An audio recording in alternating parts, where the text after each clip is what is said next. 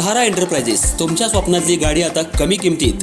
इचलकरंजी शहरालगत असलेल्या कबनूर चंदूर रोडवर कोन्नूर पार्कमधल्या सहारा एंटरप्राइजेस इथं पश्चिम महाराष्ट्रातली विविध बँका आणि फायनान्स कंपन्यांनी जप्त केलेल्या जुन्या दुचाकी आणि चारचाकी गाड्यांची विक्री केली जाते.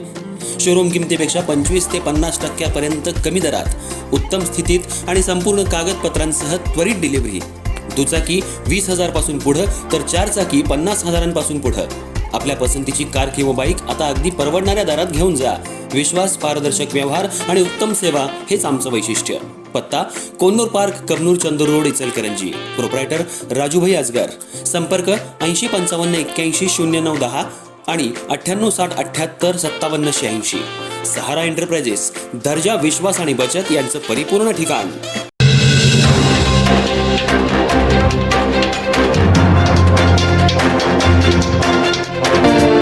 नमस्कार, मी तेजस्विनी मगदूम. एम मराठीमध्ये आपल्या सर्वांचं स्वागत आहे. पाहूयात ठळक घडामोडी. इचलकरंजी महानगरपालिकेच्या प्रभाग क्रमांक 5 मध्ये आज राजकीय वातावरण चांगलंच तापलेलं पाहायला मिळालं. निवडणुकीच्या पार्श्वभूमीवर भाजपच्या वतीनं मतदारांना पैसे वाटप केले जात असल्याचा आरोप शिवसेना उद्धव ठाकरे गटाच्या कार्यकर्त्यांनी केला.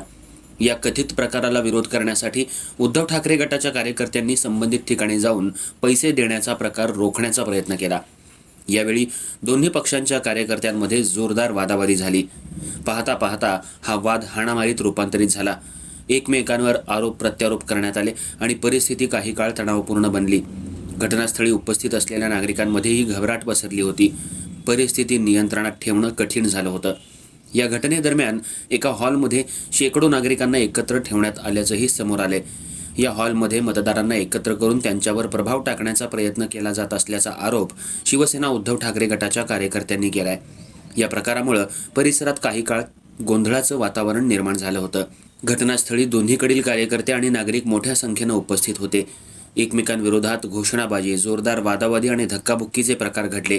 त्यामुळे कायदा आणि सुव्यवस्थेचा प्रश्न निर्माण होण्याची शक्यता निर्माण झाली होती. या संपूर्ण घटनेमुळे इचलकरंजीतील राजकीय वातावरण अधिकच तापलं असून निवडणूक काळात अशा प्रकारांवर नियंत्रण ठेवण्याची गरज असल्याची चर्चा नागरिकांमधून होतीये. प्रशासनानं या प्रकरणाची गंभीर दखल घ्यावी आणि दोषींवर योग्य ती कारवाई करावी अशी मागणी स्थानिक नागरिकांकडून करण्यात येत आहे.